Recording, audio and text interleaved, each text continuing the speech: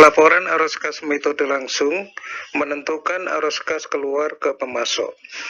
Pada kesempatan ini, kita akan membahas cara menentukan arus kas keluar ke pemasok.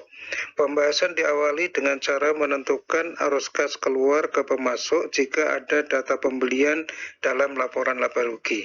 Pembahasan ditutup dengan mendiskusikan cara menentukan arus kas keluar ke pemasok jika di laporan laba rugi menyajikan harga pokok penjualan. Cara menentukan besarnya uang kas keluar ke pemasok. Untuk menentukan besarnya uang keluar ke pemasok, terutama didasarkan pada jumlah pembelian atau harga pokok penjualan dan saldo hutang dagang awal dan akhir tahun. Ada dua kemungkinan yang kita jumpai, yaitu yang pertama, di income statement sudah ada data pembelian barang dagangan. Kondisi ini terjadi jika perusahaan menggunakan sistem periodik. Kemungkinan kedua, di income statement tidak ada data pembelian barang dagangan, yaitu ketika perusahaan menggunakan sistem perpetual. Jika di income statement sudah ada data pembelian, maka hitung uang kas keluar untuk pembelian barang dagangan dengan cara pembelian atau kos barang yang dibeli ditambah dengan hutang awal tahun dikurangi dengan hutang akhir tahun. Jika di income statement hanya tersedia data harga pokok penjualan atau cost of goods sold, maka uang kas keluar untuk pembelian barang dagangan dihitung dengan dua langkah berikut. Langkah pertama, hitung pembelian dengan cara COGS atau harga pokok penjualan ditambah persediaan akhir dan dikurangi persediaan awal. Langkah yang kedua, hitung uang kas keluar dengan cara pembelian yang dihitung pada langkah pertama, yaitu kos barang yang dibeli, ditambah dengan hutang awal dikurangi hutang akhir. Atau langkah pertama dan kedua digabung dengan rumus COGS ditambah persediaan akhir dikurangi persediaan awal ditambah persediaan awal dikurangi hutang akhir. Pada bagian berikut diilustrasikan cara menghitung arus kas keluar ke pemasok jika di laporan laba rugi tersedia informasi besarnya pembelian. Menentukan arus kas keluar untuk membeli barang dagangan jika sudah ada data pembelian dalam laporan laba rugi. Adanya perbedaan saldo hutang dagang awal dengan akhir tahun menunjukkan jumlah pembelian tidak sama dengan arus kas keluar untuk membayar hutang. Misalkan diberikan data laporan posisi keuangan awal tahun, laporan laba rugi tahun 2019, serta laporan posisi keuangan akhir tahun 2019 sebagai berikut. Terlihat di layar, hutang awal tahun sebesar Rp400.000 dan hutang akhir tahun sebesar Rp500.000, serta pembelian tahun 2019 sebesar Rp69.500.000. Ada dua cara menentukan kas yang dibayarkan ke pemasok, yaitu yang pertama, pembelian yang dilaporkan di laporan laba rugi sebesar Rp69.500.000 ditambah saldo hutang awal Rp400.000 dikurangi dengan hutang akhir sebesar Rp500.000 sehingga hasilnya adalah Rp69.400.000.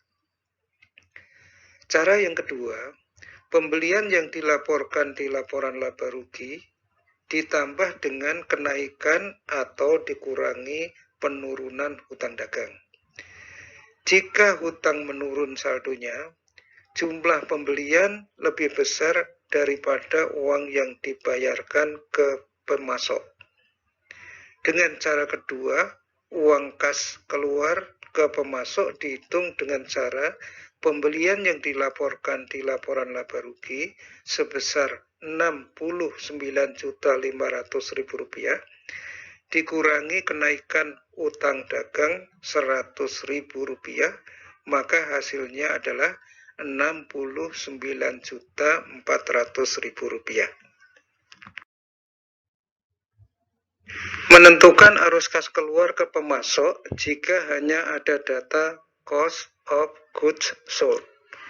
Jika di laporan laba rugi hanya tersedia informasi cost of goods sold, cara menyesuaikan cost of goods sold untuk menghasilkan jumlah arus kas keluar untuk pembelian persediaan dapat dilakukan dengan dua cara. Cara yang pertama dengan rumus cost of goods sold ditambah persediaan akhir dikurangi dengan persediaan awal ditambah hutang awal dikurangi hutang akhir. Harga pokok penjualan atau cost of goods sold ditambah persediaan akhir menunjukkan persediaan yang tersedia untuk dijual. Jika jumlah ini dikurangi dengan persediaan awal, maka hasilnya merupakan pembelian tahun yang bersangkutan. Jika pembelian ditambah dengan hutang awal tahun, maka hasilnya merupakan hutang yang pernah ada. Hutang ini ada yang dibayar sehingga mengakibatkan kas keluar, dan hutang yang belum dibayar merupakan saldo hutang pada akhir tahun. Sehingga jika jumlah hutang yang pernah ada dikurangi hutang pada akhir tahun, hasilnya menunjukkan pembayaran hutang selama tahun yang bersangkutan. Cara kedua dilakukan dengan cara cost of goods sold yang telah dilaporkan di laporan laba rugi ditambah dengan kenaikan persediaan atau dikurangi penurunan persediaan, dan selanjutnya ditambah penurunan hutang atau dikurangi kenaikan hutang. Berikut ini diilustrasikan cara menghitung kas keluar untuk pembelian barang jika di laporan laba rugi hanya tersedia informasi cost of goods sold. Ilustrasi menyesuaikan cost of goods sold menjadi arus kas keluar untuk membeli barang dagangan. Misalkan laporan posisi keuangan PT ABC pada akhir tahun 2018, income statement untuk tahun 2019, serta laporan posisi keuangan pada akhir tahun 2019 tampak sebagai berikut.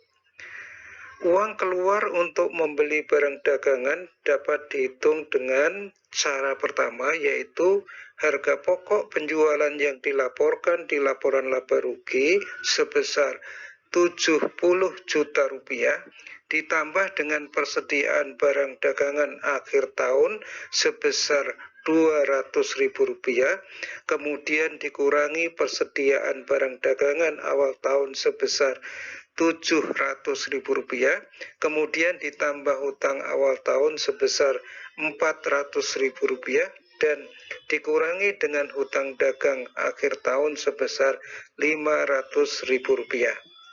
Uang kas untuk membeli barang dagangan adalah Rp69.400.000.